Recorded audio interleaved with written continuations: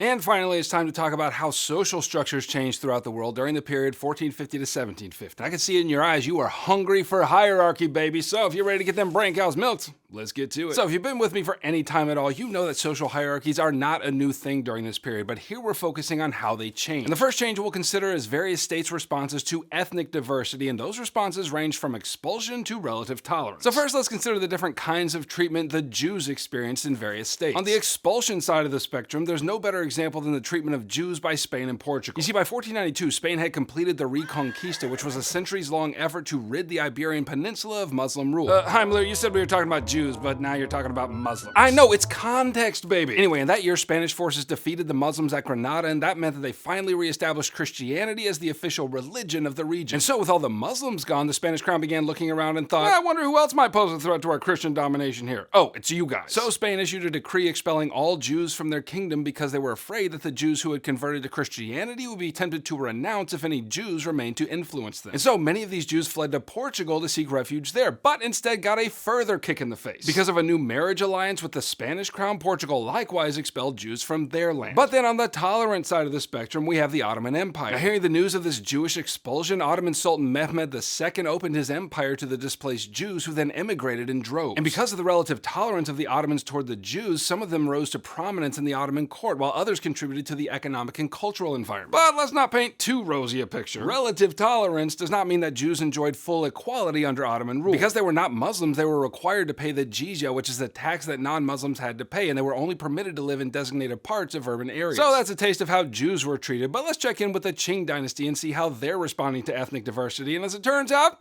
it's not great. Now remember that the Qing dynasty was established by outsiders, namely the Manchu people. And although the Manchu rulers took some pains to adopt certain trappings of traditional Chinese culture, most notably some Confucian principles of leadership, they made a sharp division between the ethnic Manchu people and the Han people in their empire. For example, the Manchu did retain the civil service examination to staff their imperial bureaucracy, but all the highest positions were reserved for Manchu people, and ethnically Han people were barred from those positions. Additionally, all Han men were required to wear their hair in the traditional braided queues of the Manchu. Maybe that doesn't sound like a big deal to you because, you know, it was a haircut. But the imposition of this hairstyle was a humiliation for the ethnic Han because it was a constant reminder of their foreign domination. But over in the Mughal Empire, responses to ethnic diversity were a lot better. Under the leadership of Akbar the Great, a profound tolerance was extended to ethnic and religious minorities. Not only did he refuse to implement the jizya, though it would later be reintroduced, he also funded the construction of churches for Catholics and temples for Hindus and mosques for Muslims. Okay, now in this period, you'll recall that European states were going crazy building and expanding their maritime empires. And so in terms of social hierarchies, the new economic opportunities of increasing global trade and the increased political power of imperial ventures led to the rise of new political elites, and I'm just going to give you the most dramatic example, namely the Spanish Casta System in the Americas. Now here's where I tell you that almost none of the traditional Spanish nobility migrated to the New World. Therefore, the most powerful conquistadors who established Spain's empire in the New World worked to impose a new social hierarchy on the peoples there. The result was the Casta System, which organized their colonial society into a ranked social hierarchy that was based on race and heredity. So peninsulares were those who were born on the Iberian Peninsula, and they, not surprisingly, situated themselves on top. Creoles were those of European descent, but were born in the New World. So there we go, new political elites unlocked. And then under both were the castas, which grouped all the remaining members of society based on race and ethnicity. Mestizos were people of European and indigenous ancestry. Mulattoes were people of European and African ancestry. And then at the bottom of everything were enslaved Africans and indigenous peoples. And look, it's not as important that you remember exactly which ethnicities were in each group. What's more important to remember is that prior to the imposing of the Casta System, native peoples were part of a wide variety of linguistic and cultural groups. But the Casta System erased much of that cultural complexity and ordered their society by the standards of a small minority of Spanish elites. But while the Spanish in the Americas were busy inventing ways to become elite, the existing elites in other places were struggling to hold on to their power, and I'm going to give you two examples. First, let's check in with the Russian boyars. Now, this group made up the aristocratic landowning classes in Russia, and they exerted great power in the administration of the empire for centuries. But when Peter the Great rose to power, he got a little drunk on the idea of absolutism and took all kinds of measures to remove power from the boyars and consolidate it under himself. So the boyars protested this curtailment of their power, obviously, and Peter went ahead and responded with boss-level tactics and abolished the rank of boyar in Russia. Additionally, he required anyone who wanted employment in the Russian bureaucracy to serve the state directly. And so the hierarchical power of the boyars had officially